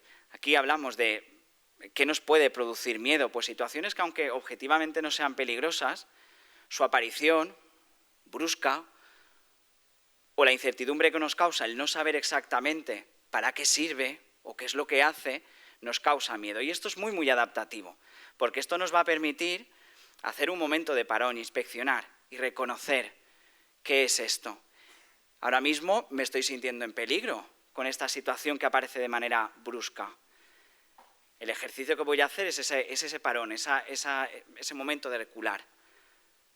Me está ayudando a reconocer. En el momento en el que empiece a habituarme a ese estímulo, que hablábamos de que no tiene un peligro real, sino más imaginario, es en el momento cuando vamos a superar ese miedo. Pero al final el miedo en sí está siendo un informante clave, como hablábamos antes cuando comentábamos el tema de la inteligencia emocional y el valor de las emociones. Tal es la importancia de las emociones, del miedo en concreto, y hablamos de esta emoción como una emoción básica, que existen los miedos evolutivos. Unos miedos que en mayor o menor medida toda la población hemos experimentado y además experimentamos en unos intervalos de edad muy concretos. No voy a hacer mucho hincapié en la tabla, pero sí que os quiero leer algunos miedos que son base, que son evolutivos, con los que nosotros solemos pasar y seguramente quien tenga hijos y hijas seguramente los verá también reconocidos. Hablamos del miedo a separarse de los padres, miedo a los ruidos fuertes, o como comentábamos antes, a los objetos que aparecen bruscamente, miedo a los animales, miedo a las heridas, a las caídas, miedo a los fenómenos meteorológicos, las tormentas. ¿Quién no reconoce a alguien que tiene miedo a las tormentas? Seguramente conocemos a gente, o puede que se pueda conocer a gente que en los días de tormenta les genera especialmente temor. Fijaros aquí ahora en los intervalos a partir de los 7 años. ¿Recordáis cuando hablábamos de ese desarrollo cognitivo? Que a partir de los 7 empieza a surgir como un mayor interés social. Fijaros en los miedos que aparecen aquí. Miedo a hacer el ridículo. Miedo a la falta de aceptación social y a la soledad. Miedo a los cambios físicos y al rechazo social. Vemos que al final este interés que empezábamos a tener a los 7 años, que empieza a interesarnos un poco lo que nos rodea, el relacionarnos con otras personas, también el rechazo empieza a generar miedo y aparecen miedos que también son evolutivos. Además de los miedos evolutivos, aquí surge una pregunta que en consulta me han hecho muchas veces, papás, mamás, personas adultas, y es, ¿el miedo se pega? O sea, yo tengo un miedo, ¿se lo puedo pegar a mi hijo o a mi hija? Claro, ¿recordáis la definición anterior que hablábamos que al final el miedo surge ante la interpretación de un peligro real o imaginario? Si yo con 38 años tengo miedo a la altura y no lo gestiono, no lo regulo, no empiezo a hacer ese trabajo de realmente ver si esta interpretación es objetiva o no es objetiva y me empiezo a exponer a él, lo que voy a empezar a hacer es evitar aquellas situaciones que me pueden exponer a la altura. Mi hijo va a ver cómo su padre está percibiendo un peligro. Por tanto, ese peligro se va a heredar. Porque si papá tiene miedo a las alturas porque considera que es peligroso, yo también lo considero peligroso. Es más, incluso en la propia educación, de manera inconsciente, vamos a evitar que nuestro hijo se exponga a las alturas. Y si vamos a la feria, pues subir a la noria no va a ser la opción prioritaria. Es decir, realmente sí que se puede producir un contagio emocional, sí que puede ocurrir esto. Pero no porque el miedo se pegue, no porque al final nos toquemos y de repente el miedo se traslade. Lo que se está trasladando es la interpretación de peligro, que es el motivo por el que nos surge y experimentamos esa emoción de miedo. ¿Cómo se manifiesta? Como el resto de las emociones básicas, hay 3 niveles que son muy, muy concretos y muy específicos que nos permiten descubrir las emociones, ya no solo las propias, sino hacer ese ejercicio de empatía y reconocer las emociones en los demás. Y os leo, a nivel conductual, cuando hablamos del miedo, ¿cómo se manifiesta? Pues hay un momento de evitación de la situación. Aquello que yo considero que es peligroso, voy a evitarlo. De entrada no voy a confrontar, porque me siento en peligro, siento que puedo ser dañado. Se puede mostrar inquietud o adquirimos un momento de hipervigilancia. ¿Recordáis antes cuando hablábamos de los 4 factores y la inteligencia emocional? Precisamente uno era el de la focalización de la atención. Estas emociones, estas sensaciones que yo estoy teniendo, lo que están haciendo es priorizar la atención en aquella situación que me lo provoca. ¿Por qué? Porque necesito actuar en consecuencia. Con el miedo nos ocurre esto, nos volvemos hipervigilantes. Los sentimientos y pensamientos que surgen alrededor. Claro, yo estoy haciendo una interpretación de peligro. Y cuando hablamos de esto, de interpretarlo, pero que es un peligro que puede ser imaginario, lo que nos puede ocurrir es que la interpretación inmediata es esperar un poco lo peor. Es decir, si yo me acerco a esta situación que me provoca miedo, voy a sufrir las consecuencias, voy a sufrir algún daño. Preocuparse, ese momento de rumia, porque estamos ante esa situación que nos provoca, o sea, nos sentimos en peligro. La reacción fisiológica es muy específica también en la emoción del miedo, como emoción básica que es la sudoración, los mareos, los temblores, la tensión muscular, los dolores, somatizamos muchísimo. Hablamos de aspectos muy concretos. De nuevo, viendo la utilidad del miedo, al final es un informante clave para reconocer mi propia emoción y la situación que provoca del mismo modo para los demás. Porque al final las personas somos animales sociales, estamos en interacción continua, necesitamos comunicarnos. El poder experimentar el miedo lo que permite también es una petición de ayuda. El que yo pueda reconocer el miedo en otra persona me va a permitir también anticiparme y poder ayudar. De ahí la importancia y la necesidad de poder comunicar y normalizar la idea de la experimentación de las emociones. Y llegados a este punto, en esta diapositiva yo quiero haceros una propuesta. Voy a ir, ya aviso para no asustar a nadie, micrófono en mano. No voy a obligar a nadie, de verdad que nadie se asuste por esto, pero sí que me gustaría proponeros, y si no Suni seguro que participará y me ayudará, y si no tenemos ahí elementos, su mamá o mi familia, y es simplemente que podamos comunicar nuestro miedo. El que podamos empezar a habituarnos, y por qué no lo podemos empezar a hacer desde aquí, a hablar del miedo. Yo voy a empezar y os comparto uno de mis miedos, que podrían haber muchos muy reconocidos, ¿no? Si dijera hablar en público, bueno, pues es algo que surge. Pero el miedo que yo tengo es a los payasos. Me dan miedo los payasos y lo comparto con vosotros ahora mismo. Y aquí podríamos decir, Pablo, ¿y cuál es la interpretación de peligro? ¿Qué es lo que hay que surge? ¿No? Por ahí que tengo a mi madre delante, si estuviera también mi hermana señalaría a mis padres. ¿Por qué? Porque mi hermana me contaba que de joven, de pequeñito, yo ya ni me acuerdo de aquellos, tenía unos payasos de escayola, feísimos todos ellos, colgados en la habitación. Pues seguramente si yo hago ese ejercicio introspectivo con el tema de los payasos, ahora mismo que yo sé que objetivamente no me van a hacer ningún daño, pero seguramente en ese momento su rostro, esas pinturas tan exageradas, este momento que es como menos normalizado, ¿no? Estos pelos tan grandes o de repente esos momentos de acercamiento para contar igual algún chiste, pero estos momentos de incertidumbre bruscos generan miedo. Pues quién sabe si posiblemente yo empezara a generarlo de ahí. Es verdad que no me genera molestia porque en el día a día puedo funcionar, pero sabiendo esto ya sabéis que en un circo no me vais a encontrar. Entonces, a partir de ahí, con vuestro permiso, me acerco con el micro. ¿A quién le gustaría compartir? Pues vale, de acuerdo. ¿A quién le gustaría compartir un miedo? A ver, mira, aquí tenemos a la hija de Suni que quiere participar. Ui. No vos havia vist, estava amagar. On esteu? Sí? Tu vols contestar? Tu a què tens por? A la oscuridad. Muy bien. Y yo creo que estaba ahí, ¿no? Y estaba ahí en la tabla. Volvemos un poco... Ay, perdonad. ¿Me manejo yo más bien? Estoy haciendo spoiler. Lo tenías en la tabla. Ups. A ver, Ay, no quiero verla. voy a por la tabla. Sí. Era una de las que... Tengo pendiente hacer un cursillo de informática. Uy.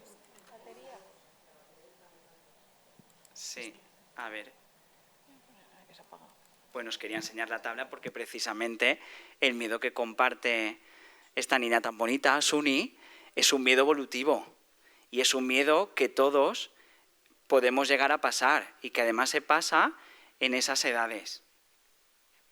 le está costando un poco cargar. Ah, será por la batería. Lleva el teu, per si acas. Vale, si no per això. Mira, sí, només això falta Alfonso, ¿Has visto? Ya saben que hemos donado el curset. Sí. A ver, vuelvo atrás. Porque, Suni, ¿cuántos años tienes tú? 6. 6. Sí. A ver si encontramos la tabla. Vale, entre 7 y 8, mirar, entre 3 y 4, ¿veis que está el miedo a la oscuridad? Lo tenemos. Es un miedo evolutivo. Bueno, en cuanto empiece a cargarse, imagino que podré volver a la presentación normalizada, ¿no? Porque aquí no puedo. ¿Qué otro miedo os gustaría compartir? A ver, aquí ¿Alguien quiere tenemos también. Sí. No tiene 8 años. No, Está en la tabla. unos cuantitos más. Yo, por ejemplo, sigo teniendo mucho miedo a sacarme sangre y me Por crea ejemplo. mucha ansiedad. El miedo a las heridas, la No, sangre, a la aguja. a la aguja. Es un miedo muy, muy común. Al final, y además es muy curioso, porque a nivel fisiológico, recordabais que a nivel fisiológico hay como una serie de características que son muy definitorias. En el caso específico del miedo a las heridas, a las agujas, a la sangre, es todo lo contrario, ¿no? Esta presión vasovagal, empezamos a marearnos, ¿no? Este momento de encontrar menos tensión, que no nos prepara para la huida directamente, es todo lo contrario. Es un miedo muy, muy común, es muy, muy común. Y al final hay técnicas para resolverlo, pero sí que es cierto que la interpretación, por más que lo interpretemos como algo que no es peligroso, es verdad que asociamos inmediatamente y al mínimo dolor, ¿no? Es entonces cuando empezamos con esas sensaciones. Claro, fijaros, tiene mucho sentido lo que dices, porque al final, fijaros que antes cuando comentábamos esa idea de que al final nosotros podemos influir en las emociones de los demás. Es decir, mi comportamiento, mi conducta hacia otra persona va a influenciarla, tanto para bien como para mal.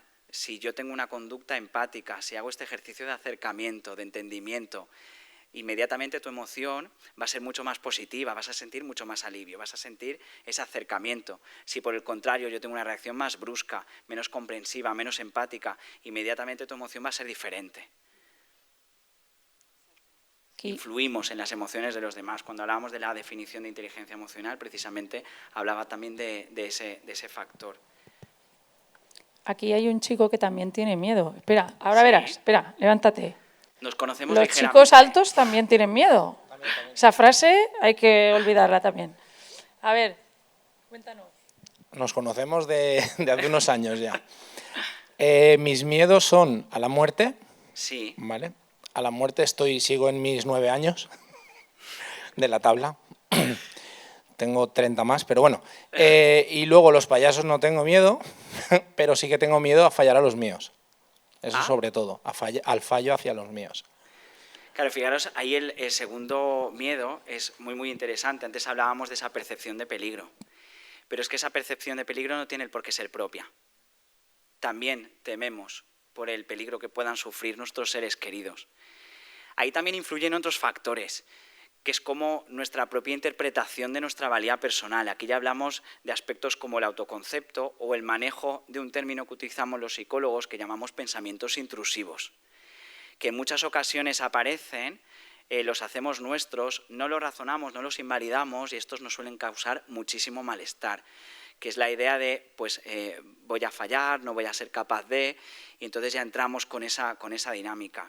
La interpretación que hacemos es básica y es súper importante, tanto cuando hablamos de peligros que pueden ser como más físicos, ¿no? Peligros a que me puedan hacer algún daño físico, como también social o emocional. ¿Tiene miedo? Uy, vamos a ver. Me pensaba que era solo él. Qué bien, muchísimas gracias. A mí me dan mucho miedo los globos y los payasos no me dan miedo, sino que me dan pánico. Hasta Vale. un punto en el que agredo a la gente. Vale. La respuesta no está validada. No, pues eso. Claro, bueno, pues ya sabemos que ni tú ni yo vamos a estar en un circo, ¿no? Ahí no nos va a esperar nadie. Claro, la reacción. Sí que cuando hablabas, por ejemplo, de la diferencia entre el miedo y el pánico, es muy interesante esto que dices al final y habla mucho de cómo yo regulo. todo pasa por ese momento de interpretación de peligro. Al final es esa idea de asociar un determinado estímulo a algo que consideramos que es peligroso. Con los miedos, cuando hablamos de reacciones conductuales, en muchas ocasiones puede ocurrir que no solo se trate de huida. Incluso esta huida puede llevar a sí mismo, si yo me siento retenido o en la posibilidad de que no voy a poder huir, de incluso utilizar la violencia. Es decir, me pongo muy nervioso, estoy en un momento de restricción, de no poder huir o de perder el control, y en ese momento de perder el control podemos reaccionar y pueden venir otras emociones asociadas. El tema de los globos, pues ahí sería un poco también investigar al globo exactamente dónde surge ese miedo. ¿Es al ruido de que pueda explotar?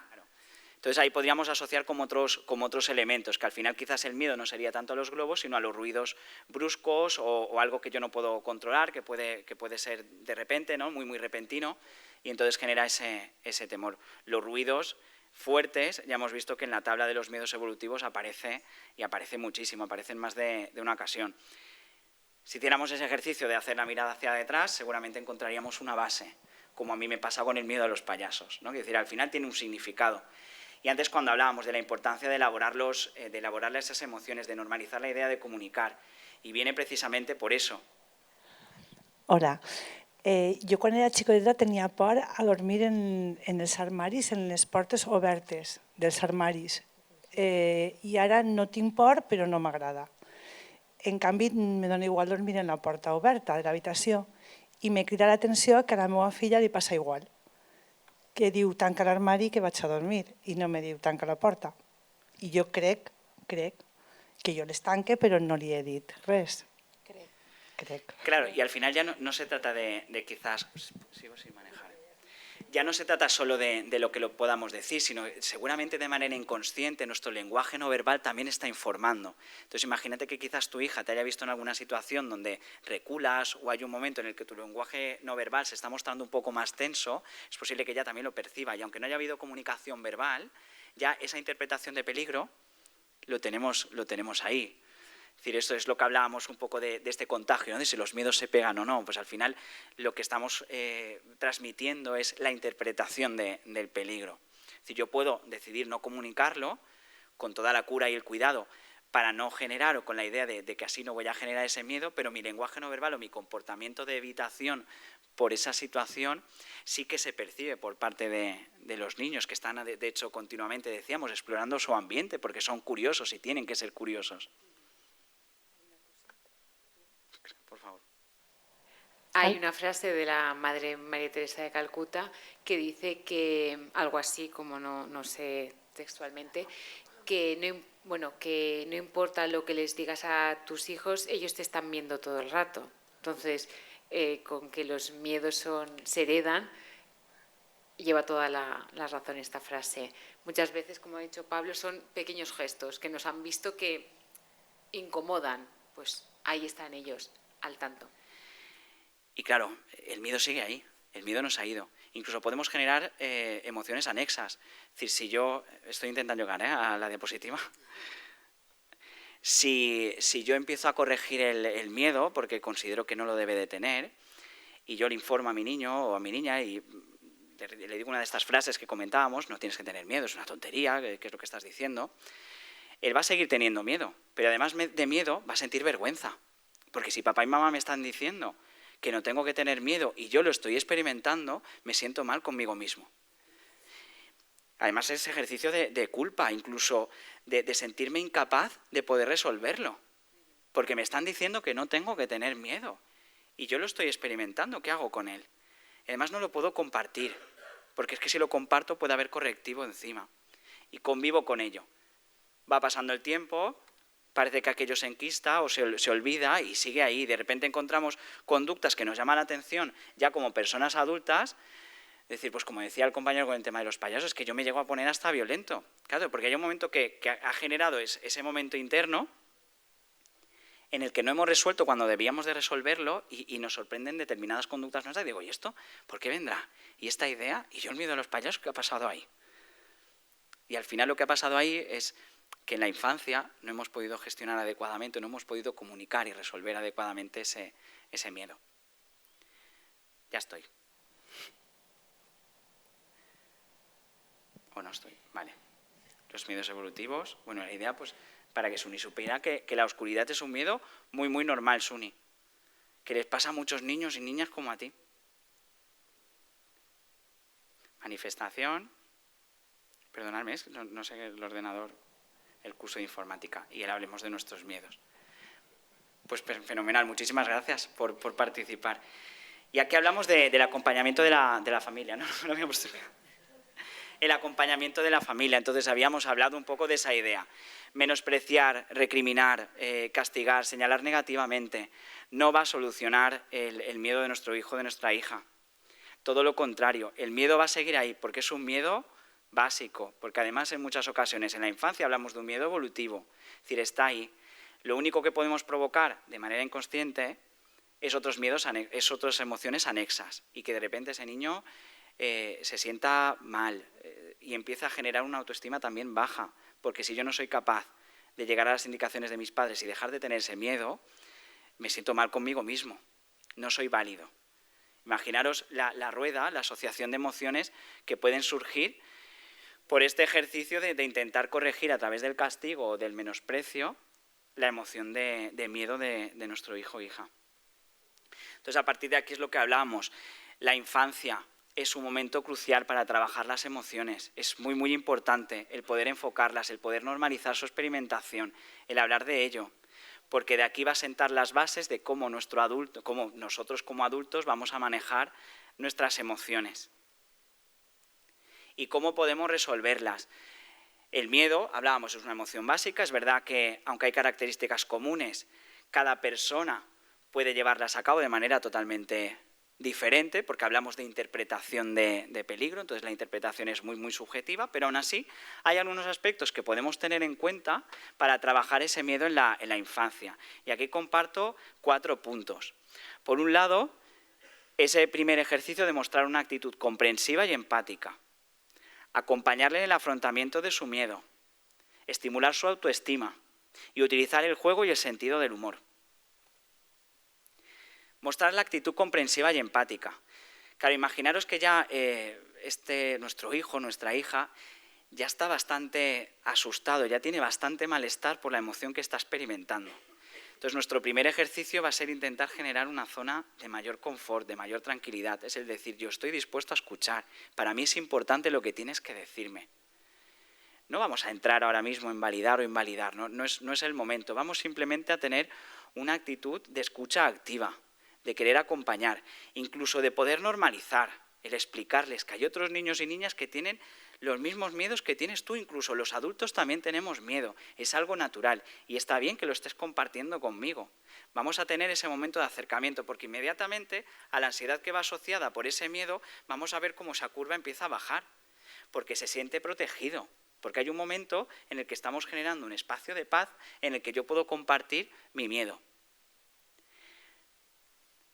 Aquí la importancia de no vamos a restarle importancia, no vamos a ridiculizarlo, vamos a prestarle atención, porque para él es importante, aunque el miedo esté asociado a un peligro imaginario, se está sintiendo en peligro, por tanto vamos a darle validez, vamos a darle la importancia que merece, vamos a ver qué es lo que ocurre detrás, porque quizás en ese momento, y antes lo comentaba también Suni, con esa capacidad de vocabulario para poder nombrar, igual no está sabiendo decirnos qué ocurre. Si le damos el espacio, va a ser mucho más fácil que pueda informarte, que pueda comunicarse. Acompañarle en el afrontamiento de su miedo.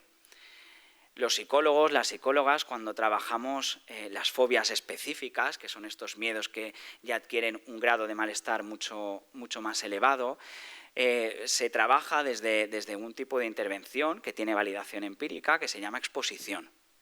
Y esto significa precisamente lo que decimos aquí de afrontar el miedo. ¿Por qué? Porque cuando estamos viendo que las interpretaciones de ese miedo son imaginarias, son irreales, el poder favorecer que nuestro hijo o nuestra hija compruebe si realmente este peligro es real, es muy importante. Pero no podemos soltarlo y pegarle este arrastrón para que compruebe que no hay ningún peligro. Aquí empezamos con ese primer momento de explicarle, siempre adaptando nuestro lenguaje a su edad y a su capacidad cognitiva, pues sabemos que su cerebro está en desarrollo, Que el huir del objeto temido, que huir de la situación no va a hacer que desaparezca, el miedo va a seguir ahí. Es decir, entonces entramos en la base que, por ejemplo, si yo tengo miedo a los perros y yo no quiero ir al parque porque me voy a cruzar con un perro, es muy posible que poco a poco empiece a evitar más cosas, ¿no? Y de repente he pasado de tener miedo a los perros a otros animales con pelo, porque a veces pasa, cuando no se enfoca, empieza a generalizarse. Y es entonces cuando se puede convertir en una fobia y el grado de malestar es mucho más grande. Está claro que esta explicación que estoy dando ahora pues no se lo podemos decir a un niño de 7 años, porque no nos va a entender. Pero al final sí que es un poco introducirles y acompañarles en la idea de que evitar el miedo no lo va a resolver. También puede resultar muy útil en este punto el que podamos preguntarle, oye, ¿qué podemos hacer? ¿Cómo lo podemos resolver? Esto lo que va a hacer inmediatamente en el niño o la niña es empezar a estimular ese sentimiento de valía, que de repente es válido y que sus opiniones tienen interés. Entonces yo voy a poder utilizar este momento y podemos empezar a compartir. Oye, pues ¿cómo lo puedo hacer? Ya estamos cambiando el chip, ya no estamos hablando solo del estímulo que me provoca el miedo, sino que estamos viendo alternativas de respuesta, cómo lo vamos a resolver, y yo lo hago partícipe. Esto puede resultar muy positivo para los niños o las niñas. Es importante, aquí indico, hay que darles tiempo, hay que ser constantes. Es verdad que en el momento de la comprobación no podemos quedarnos enquistados en esa idea de no me muevo, dejo de ir al parque, pero sí que es importante el acompañarles sin exigir. Con esta idea, que se puede regular perfectamente, ¿qué es lo que pretende? Que el niño o la niña pueda comprobar que realmente ese peligro no es real, o por lo menos no tiene la intensidad que en un principio podía llegar a asociar. Al final tenemos que recordar que están en una fase de exploración. Entonces, y esa fase de exploración también viene asociada a la experimentación y a la confrontación de aquellas situaciones que en principio yo estoy rechazando. Estimular su autoestima. Desde el mismo momento en el que nuestro hijo, nuestra hija, se sienta con nosotros a compartir ese miedo, es importante que lo podamos reforzar, que podamos reconocerle la valentía de poder reconocer ese miedo. No todo el mundo lo hacemos, ni siquiera los adultos. Hay muchas veces que preferimos guardarlo con nosotros. Pues si un niño o una niña hace ese ejercicio de acercamiento con nosotros, de compartirlo, es importante que desde ahí lo podamos reforzar. ¿Por qué? Porque esto está estimulando lo que llamamos los psicólogos el autoconcepto. El autoconcepto, no me quiero detener mucho en la definición, pero también para que entendamos cómo funciona, que empieza a producirse desde la infancia, son todas aquellas características que consideramos que nos definen. Pero ya no solo las que considero yo, sino que la sociedad, las personas que nos rodean, las personas que son relevantes para nosotros, si nos indican ciertas etiquetas, las hacemos nuestras. ¿Qué pasa si yo a un niño le digo que es malo? Que el niño se lo cree. ¿Y qué ocurre? Si yo soy malo y tengo la etiqueta de malo, voy a comportarme acorde a esta nueva etiqueta. Por tanto, en esta fase, y sabiendo que está en ese proceso de construcción de su autoconcepto y está totalmente asociado a una palabra que tenemos mucho más normalizada, que es la autoestima, se va a sentir mucho más valioso. Y le va a ser mucho más sencillo de esta manera poder confrontar ese miedo, por lo menos esa situación que le genera ese temor. Y luego, en último lugar, está el tema de la idea de utilizar el juego, el sentido del humor, todo aquello que de base para nuestro hijo o nuestra hija es agradable para confrontar el miedo. Por ejemplo, hacer dibujos. A mí me gusta mucho dibujar y en las intervenciones con los niños lo utilizo muchísimo. ¿Qué ocurre? Que el dibujo es algo entretenido, es algo placentero, donde además el niño o la niña puede ejercer control. Y desde ese ejercicio de control yo puedo enfocar el miedo. ¿Cómo lo podemos hacer? Yo recuerdo en mi etapa formativa, la profesora Matilde se llama, que también es de Nules, a la que adoro tanto a nivel personal como profesional, nos hizo una dinámica muy chula con el dibujo, y el dibujo era lo siguiente, era dibujar el miedo que teníamos y manipular el dibujo. Si yo, por ejemplo, tengo miedo a los payasos, lo que podía hacer era dibujar a un payaso a mi forma, utilizando mis colores, es decir, un payaso que yo podía controlar. Y a partir de ahí lo que podía hacer era arrugar el papel, o podía dibujar en una caja y meterlo dentro, es decir, podía manipular. Esta es una forma de utilizar el dibujo, hay muchísimas. porque podemos de repente también, se me ocurre con el dibujo, representar nuestro miedo de una manera más amable, más simpática, de tal manera que ya no nos genera el mismo rechazo. El dibujo se puede utilizar de muchísimas maneras, de muchísimas. Si a nuestro hijo o nuestra hija le gusta dibujar, eso va a ser una herramienta que va a funcionar, porque es un primer paso de afrontamiento del miedo. Escribir un pequeño cuento en el que nuestro hijo o hija es el protagonista que debe hacer frente a su miedo. También es otra situación de control. Yo quizás no estoy preparado para enfrentarme a la situación de estar delante de un perro, si a mí me causa miedo, pero yo sí que puedo con mamá y con papá escribir un cuento corto en el que yo sí que hago ese ejercicio. Y lo estoy viendo. Y además estoy viendo los pasos que doy. Y empiezo en mi imaginario a resolver. Esa es también una muy buena forma de poder exponernos a esa situación que nos causa miedo sin tener que estar expuestos directamente a él. Cantar una canción, un refrán, un chiste, algo que genere un poco de humor. Va a ser mucho más divertido. Y esa sensación de miedo también se va a aliviar, sobre todo la ansiedad, la preocupación que nos genera el vernos expuestos a la situación de miedo. Interpretar la situación de afrontamiento del miedo a través de un juego de roles. Claro, a mí Pablo, yo como Pablo me dan miedo los payasos, pero es que a Spiderman no. Entonces, en un momento de juego donde yo interpreto roles, yo puedo ser el superhéroe que yo quiera. Y como mi superhéroe no tiene miedo, en ese momento de hacer ese juego de roles, puedo confrontar y además puedo ver cómo Spiderman hace ese acercamiento con el perro, con los payasos, con cualquier situación que nos provoque ese miedo. Sobre todo cuando hablamos, que en infancia ocurre mucho, de esas interpretaciones de peligro que son más imaginarias o que el nivel de peligrosidad no es tan extenso como en un momento está experimentando nuestro hijo o nuestra hija. Y aquí llega el momento de plantear herramientas. Herramientas para trabajar sobre el miedo hay muchísimas. Tenemos películas de animación, de dibujos animados, donde se habla de las emociones y de algún modo se confrontan o se ven cómo se sienten. Juegos de mesa, material interactivo y también hay libros infantiles. Yo me voy a quedar con esa última herramienta que puede ser muy útil. Cuando yo inspecciono el tema de los libros y las diferentes temáticas y el cómo se enfocan las emociones, yo he encontrado, o por lo menos yo he hecho esta división. Por un lado, los llamados emocionarios y por otro lado, los cuentos infantiles.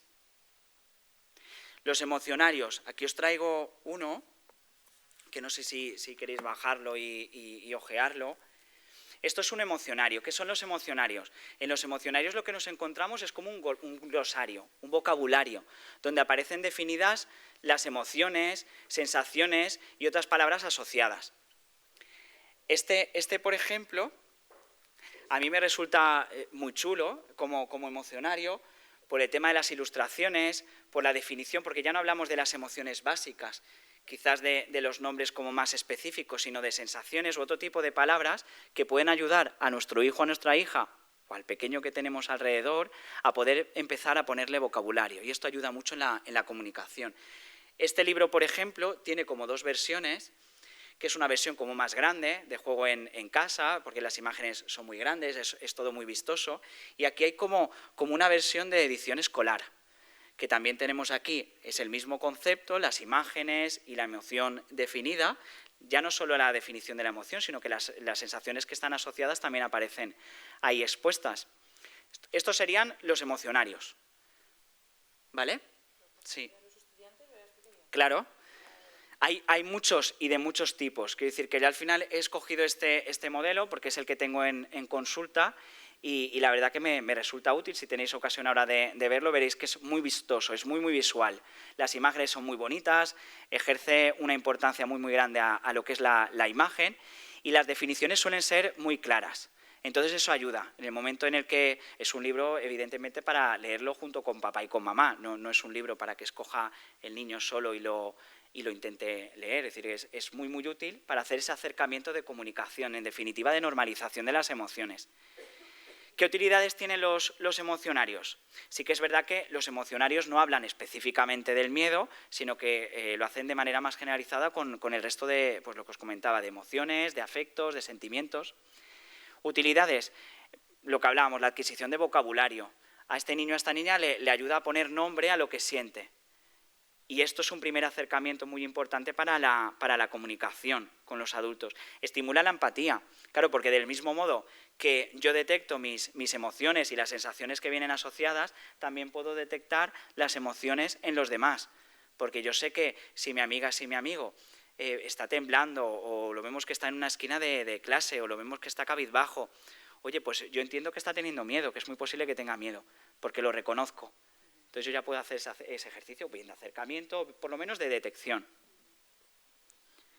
Por lo tanto, estimula lo que llamamos la empatía, esa capacidad también de ponernos en el lugar del otro, porque empiezo a informarme de lo que hay, puedo ponerle palabras. Por ahí tenemos los emocionarios.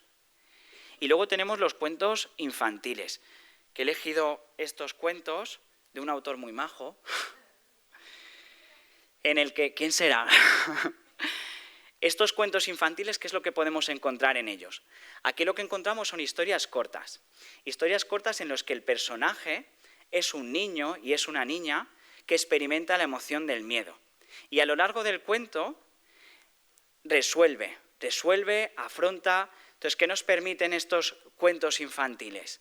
Al final lo que nos permiten es que el niño que lo lee, la niña que lo lee, primero sea consciente de que la emoción del miedo es normal, es básica, la experimentamos todos, porque empieza a ver otros personajes y dices, ostras, es que Juan David tiene miedo a los payasos y yo también lo tengo. Empieza a asociar, ya no es un miedo que sea único mío, o algo que yo deba de ocultar porque me produce vergüenza. Favorece el reconocimiento de las situaciones que pueden provocar esta emoción. Claro, aquí en los cuentos lo que vemos ya no es una definición, sino que hablamos de una situación que se está produciendo. Es decir, vemos como un personaje tiene miedo a los perros y resulta que en esa situación es porque hay un perro que ladra de manera repentina. Y él lo asocia, se siente en peligro y a partir de ahí empieza a asociar. Claro, ya no solo normalizo la experimentación del miedo o reconozco los signos que están asociados al miedo, sino que también reconozco aquellas situaciones que pueden provocar esta emoción. Mejoramos la capacidad de identificar la emoción y las situaciones, por tanto, que las provoca. ¿Qué nos permite también este tipo de cuentos infantiles? Empezar a generar estrategias para afrontarlo. ¿Por qué? Porque como os comentaba al final, estos niños, a lo largo del cuento, a lo largo de esta historia, va a resolver el miedo. Y lo va a resolver con este afrontamiento que hablábamos anteriormente. Vamos a ver cómo a través del juego o el resto de estrategias que hemos ido viendo anteriormente, afronta y resuelve ese miedo. También, como ocurre con los emocionarios, es un elemento muy importante de comunicación con los padres, con los adultos que tenemos de referencia. ¿Por qué? Porque de un modo muy amable, como es a través de un cuento, yo también puedo comunicar. Ostras, pues es que a mí me pasa como a este personaje, papá. A mí también me da miedo esto. Y ya hemos hecho un ejercicio que quizás hasta ahora estaba siendo tabú, que era el de poder compartir. Y lo hacemos de una manera que facilita al menor hacerlo, que es identificándose con un personaje que está experimentando el mismo miedo o un miedo similar al suyo. Al final, un poco por hacer cierre con el tema de las emociones, y hemos visto que las emociones son una herramienta de comunicación clave, sobre todo en la infancia, que estamos en ese momento de desarrollo, como decíamos, de exploración, de reconocimiento del entorno. Por tanto, el poder acompañar a los más pequeños de casa en el reconocimiento, en la comunicación y en la gestión de sus emociones, y aquí indico, es uno de los mejores regalos educativos que podemos entregarles, porque lo que podamos educar hoy va a dotarle de herramientas para que luego como adulto pueda resolverlo y pueda hacerlo de una manera más funcional. Aquí he añadido otra diapositiva que me recomendaron Mari Carmen y aquí mi compañera Suni, que a mí me da un poco de vergüenza, os tengo que reconocer hacerlo, y es que he escogido un pequeño fragmento de mi primer libro para leeros y compartir con vosotros. Os pongo un poco de situación, hablamos de dos niños, de Jennifer, que tenía miedo a la oscuridad. ¿Es Suni? Mira, Jennifer también tenía miedo a la oscuridad y ella lo resuelve. Y entonces en este momento que os voy a leer, habla con un amigo, con un nuevo amigo, con Alex, que tiene miedo al agua.